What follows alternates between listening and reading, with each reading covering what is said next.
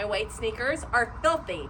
So I saw this product on the interwebs. It's called SneakERASERS. Get a package of 10. I bought these on Amazon. I'll put the link in the profile. You just get them wet, and then they are supposed to clean your tennis shoes. So I'm gonna have my husband test them out for us. Okay, look at him go. We're gonna test this on both white and something colored and see how long until one of these mini sponges falls apart. Okay, so this is what it looks like after cleaning 3 pairs of shoes, pair of mine, pair of my husband's. And then we also tested it on like a colored leather bag that was dirty. So I want to see if it got the dirt off and the mess off, but didn't touch the color of the leather, which it did. So it did a really good job. Look at how clean my tennies are. Pretty clean.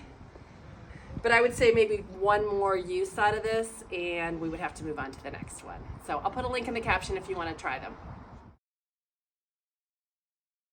Follow GrownupDish for healthy-ish recipes, product reviews, and midlife musings.